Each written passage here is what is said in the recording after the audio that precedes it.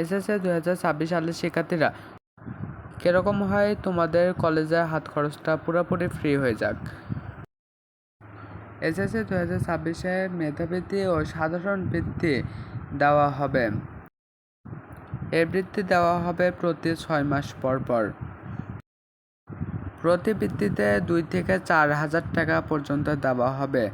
এটি তোমার ফলাফলের উপর নির্ভর করে টাকাটি দেওয়া হবে। বৃত্তির সময়মেয়াদ থাকতেছে 2 বছর। 2 বছরের ভিতরে তুমি এই বৃত্তিটি পাবা। মোট বৃত্তির পরিমাণ 8,400 এবং মেধাভিত্তিক বৃত্তির পরিমাণ 16,200 টাকা। তোমরা এই বৃত্তিটি পাবে এসএসসি রেজাল্টের ভিত্তিতে। ব্যাংকের মাধ্যমে তোমাদের এই বৃত্তিটি দেওয়া হবে।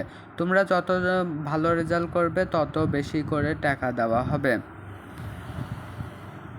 সর্বনিম্ন দেওয়া হবে 2,000 এবং সর্বোচ্চ দেওয়া হবে 4,000 টাকা।